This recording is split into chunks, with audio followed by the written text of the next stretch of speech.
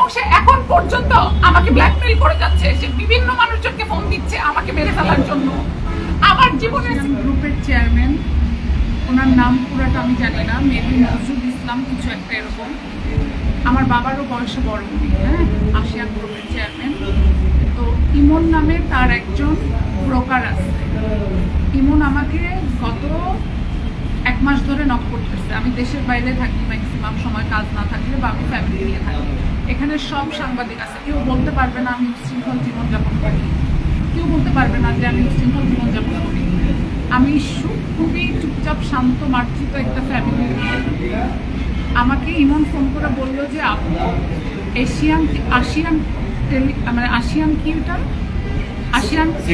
ASEAN city একটা endorsement করবে, 1 বছরের ব্র্যান্ড এন্ডোর্সমেন্ট করবে, ওনারা আপনাকে চায়, ওনারা একটা টাকা অফার করতেছে। আমি বলছি ঠিক আছে, ওকে, নো প্রবলেম। কত টাকা? বললো যে আপু এরকম 15-16 লাখ টাকা দিবে। তো আমি বললাম যে ঠিক আছে, 20 লাখ টাকা দিলে ভালো, আমি 20 লাখ টাকা নিজে কোনো ব্র্যান্ড ইনভেস্টমেন্ট করি না। তখন উনি বললো যে তখন ইমন আমাকে বললো যে না আপু, 16 লাখ দিবে, আপনি আমার 1 লাখ দিয়েন আর 15 লাখ আপনি নিয়েন। আমি বলছি আচ্ছা ঠিক আছে, 15 লাখ টাকা আমি নিব, 1 লাখ টাকা তোমাকে দিয়ে দেবো। তো তখন সে আমাকে শুক্রবার দিন, এই 24 তারিখ শুক্রবার দিন সে আমাকে সময় দিল। আমি সারাদিন আমার কাজিনদেরকে নিয়েছিলাম। তারপরে আমি 8টার দিকে তার অফিসে যাই, আমার আম্মুকে সাথে নিয়ে যাই, যেহেতু আমি তাদেরকে চিনি না।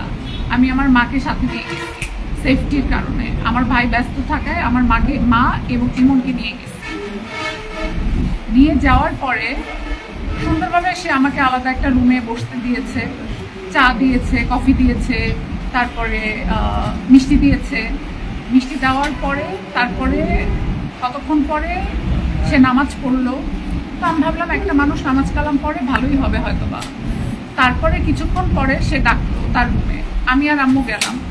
যাওয়ার পরে আমি, আম্মু এবং ইমন গেলাম। যাওয়ার পরে কথা বললাম। কথা বলার পরে সে বলল যে আপনি কাজ করবেন আমার সাথে? আমি বললাম হ্যাঁ, যদি কাজে কর্মে মিলে। বললো আপনি অনেক, আমাকে বলতেছিল, বলে আপনি অনেক হায়ার এডুকেটেড, আপনি চাইলে আমার বিভিন্ন কোম্পানি দেখতে পারেন। আমি বললাম আচ্ছা ঠিক আছে, কোনো সমস্যা নাই। এইসব কথা বলার পরে আমার বাসায় মেহমান ছিল, আমার আম্মু আমার গাড়ি নিয়ে চলে যায়। শুক্রবার দিন 9টার দিকে আম্মু গাড়ি নিয়ে চলে যায়। তারপরে ওনার সাথে আমি মিটিং করব, ইমন আছে।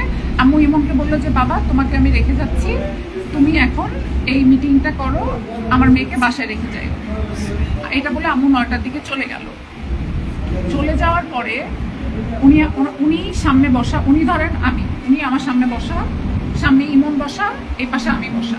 উনি আমাকে হঠাৎ করে ঘুরে বলতেছে যে তোরা তো আমি খুঁজতেছি অনেকদিন থেকে। আমি বললাম আপনি আমাকে খুঁজতেছেন মানে? বলে পরে আমি 3 মাস ধরে খুঁজতেছি। আমি বললাম আপনি কেন আমাকে 3 মাস ধরে খুঁজবেন? আপনাকে তো আমি চিনি না। বলে তুই জেবা টাকিয়া না? আমি বলছি জেবা টাকিয়া কে? আমি জেবা টাকিয়া নামে কোনো মেয়েকে আমি চিনি না। আমি এ গ্রেডের মডেল, এটা সারা বাংলাদেশের সব মানুষ জানে আমি টপ মডেল। আমি এ গ্রেডের কোনো মডেলের নাম আসলে আমার নাম আসতে হয়। কিন্তু খুব দুঃখের সাথে আজকে আপনাদের সবার সামনে আমার আসতে হয়েছে, কারণ আমি সারা জীবন ওমেন এম্পাওয়ারমেন্ট নিয়ে কাজ করছি। আমি সবসময় মেয়েদেরকে নিয়ে লেখালেখি করি। আমাদের যে প্রধানমন্ত্রী জনাব তারেক রহমান, তার ঘরে মেয়ে আছে। আমি চাই আমার এই ভয়েস উনি পর্যন্ত যাক এবং এটার বিচার যেন উনি নিজে করে। তো আমাকে বললো তোকে তো আমি অনেকদিন ধরে খুঁজতেছি। আমি বললাম আমি জেবাটাকে না, আপনি কি বলতেছেন? তখন ইমন আমার দিকে ইশারা দিল, ইমন আমার দিকে এরকম ইশারা দিল যে মানে এমন একটা ইশারা দিল যে যা বলতেছে মেনে নাও। তো আমি আর কোনো কথা বলিনি। এবং সারপ্রাইজিংলি আপনারা অবাক হয়ে যাবেন, আপনারা যদি ওই অফিসে যান, আশিয়ান মেডিকেলে যান, করিডরে ফিঙ্গারপ্রিন্ট, তার ঘরে ফিঙ্গারপ্রিন্ট, তার ওয়াশরুমে ফিঙ্গারপ্রিন্ট, তার ওয়াশরুমের ভিতরে একটা সুড়ঙ্গ আছে। তার ওয়াশরুমে আমি যখন ঢুকছি আমার ওয়াশরুমের জন্য, দেখি যে ওখানে আরেকটা সুড়ঙ্গ আছে, ওই সুড়ঙ্গ দিয়ে সে ঢুকে। এরপরে সে আমাকে কি বললো যে তুই আমার থেকে টাকা নিয়ে পর্দা কিনছিস 7 লাখ টাকার, তুই মিরপুরে থাকিস না? আমি বললাম মিরপুর? ভাইয়া এখানে আপনারা কতজন জানেন যে আমি বনানী থাকি? বলেন আপনারা মুখ দিয়ে যে আপনারা জানেন কিনা আমি বনানী থাকি। আমি আজকে 7 বছর ধরে বনানী থাকি। এখানে অনেক সাংবাদিক সাক্ষী আছে। আমি বনানীতে থাকি, আমি বনানীতেই সব আমার বনানীতেই বাসা। আমাকে সে বলতেছে তুই ইয়েতে তুই থাকিস হচ্ছে মিরপুরে, তোর বাড়ি ব্রাহ্মণবাড়িয়া। তখন আমাকে পাশ থেকে ইমন বলতেছে যে আপু উনি আপনাকে জেবাটাকিয়া ভাবতেছে। জেবাটাকিয়ার বাড়ি হচ্ছে ব্রাহ্মণবাড়িয়া, জেবাটাকিয়া মিরপুরে থাকে। জেবাটাকিয়া 1.5 বছর তার সাথে সম্পর্ক করে তার থেকে 1.5 কোটি টাকা নিতে, 3.5 লাখ 4 লাখ 5 লাখ টাকার পর্দা কিনছে, 7 লাখ টাকার ফার্নিচার কিনছে, বিভিন্ন জিনিস কিনছে এবং ওনাকে অনেক সময় বসা রাখছে। উনি জেবাটাকিয়ার প্রেমে পাগল ছিল। এরপরে জেবাটাকিয়ার স্বামী যখন বিদেশ থেকে আসছে, জেবাটাকিয়া তখন সব কন্ট্যাক্ট বন্ধ করে দিচ্ছে। সে সব জায়গা থেকে কন্ট্যাক্ট বন্ধ করে দিয়ে ওই লোককে টিচ করে টাকা পয়সা নিয়ে চলে গেছে। এখন এই যে আশিয়ান নজরুল, সে আমাকে জেবাটাকিয়া ভাবতেছে। মানে সে এমন একটা লোক, সে কালকে আপনাকে চিনবে, আজকে আপনাকে চিনবে না, এই টাইপের। এরপরে সেই ইমামকে ঘর থেকে বের করে দিল, যে ইমাম তুই বের হয়ে যায়।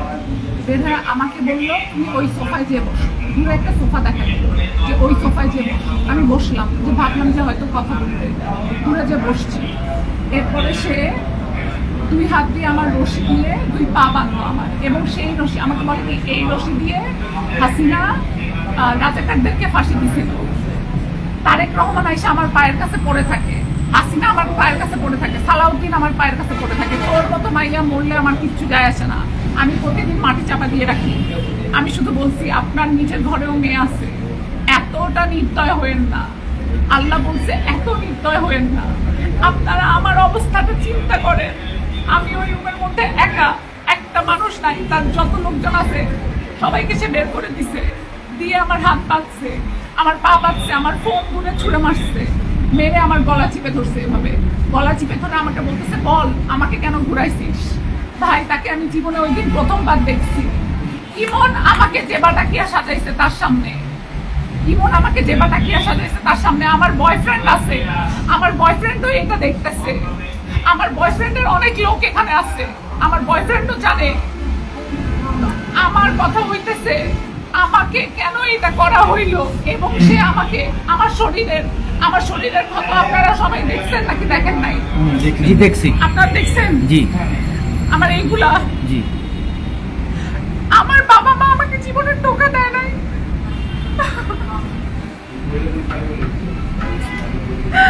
আমার বাবা মা জীবনে আমাকে একটু টোকা দেয় নাই। আমার বাবা আমার জন্য চোখের পানি ফেলছে। আমি যদি 1 গ্লাস পানি চাই, আমার ভাই, আমার মা, আমার বাবা সবাই দাঁড়ায়।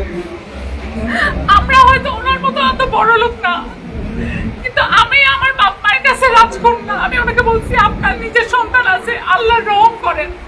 সে আমাকে চুল টেনে ধরে এইখানে লাঠির উপরে লাঠি, আমার এইখানে আমি হাত দিতে, এই দেখেন এগুলা ফুলে ফুলে আছে, এগুলো তো আমি আপনাদেরকে দেখাইতে পারবো না ভাইয়া অন ক্যামেরায়, আপনারা সবাই ছবি দেখছেন। আমি যদি একটা অপরাধ করে থাকতাম ভাই, আমাকে যা শাস্তি দিবেন আমি মাথা পেতে মেনে নিব, কিন্তু এই জিনিস আমি তারেক রহমান পর্যন্ত নিয়ে যাব। বিনা কারণে অন্য মেয়ে ভেবে আমাকে কেন মারা হইল, আমার অপরাধটা কি? তার সাথে তাকে আমি জীবনে দেখছি ওই দিন প্রথমবার। সে আমাকে মারলো এবং আমাকে বলতেছে তোর মতো মেয়েকে মেরে বালু চাপা দিতে আমার সময় লাগবে না। জেবাটাকিয়া ও কোথায়? ওই মেয়ে কোথায়? ও কেন এখন সামনে আসে না?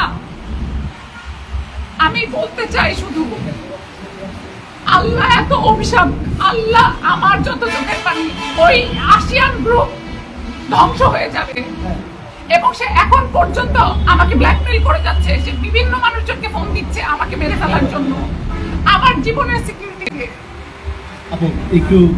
আপনারা আমাকে বলেন, আমার জীবনের সিকিউরিটিকে আপনি যাবেন ভাই আমার সাথে আমার বাসায়? আপনি যাবেন আমার বাসায়? আমার মা অসুস্থ, আমার ভাই ছোট, আপনি যাবেন আমার বাসায় আমার সাথে সিকিউরিটি দিতে? সে প্রেম করছে জেবাটাকিয়ার সাথে। এরপরে তার অ্যাসিস্ট্যান্ট একটা মেয়ে আসছে, মিয়ামি নাম, মেয়েটা এসে আমাকে কফি খাওয়াচ্ছে, বলতেছে অনেক কফি খাওয়াইতে গেছে আমাকে। আমি ওই মেয়েটাকে এভাবে করে হাতে ধরে বললাম আপু আমার হাতটা খুলে দেন প্লিজ। মেয়েটা আমাকে বলে আপু আমি চাকরি করি, আমি পারবো না বলে, তখন উনি বলতেছে এই ওই খানকি মাগির মুখে কফি ঢেলে দে। গরম কফি আমার মুখে ঢেলে দিছে।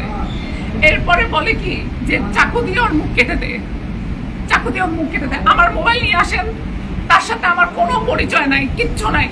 ইমন আমাকে বলছে আপু ওখানে কাজ আছে, একটা কাজের ব্যাপারে কথা বলবে, 1 বছরের এন্ডোর্সমেন্ট, তুমি চলো।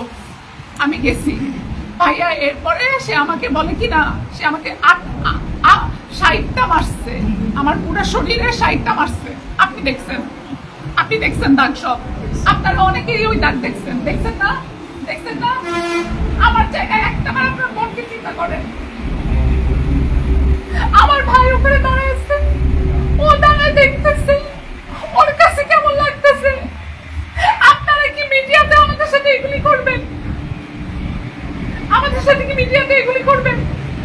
একবার পরিবারকে অ্যারেস্ট করবেন, একবার আমাকে নিয়ে যেয়ে মারবেন। আপনারা ভাই আমাদেরকে বলেন আমরা মিডিয়া থেকে চলে যাই, আপনারাই চালান মিডিয়া। এই ধরনের টাকাওয়ালা মানুষকে যদি আপনারা পিছন না করেন তাহলে আমরা সিনেমা করবো না ভাই, আমাদেরকে মাফ করেন। আমরা এখানে কাজ করতে আসি, দেশের মানুষকে এন্টারটেইন করতে আসি। আপনারা যদি আমাদেরকে এতটুকু সম্মান দিতে না পারেন ভাই বলেন, আমরা সসম্মানে চলে যাব। ইমনটা কি? ইমনকে নিয়ে তো কথা ইমন বলছেন। হচ্ছে ওই আসিয়ানের ব্রোকার।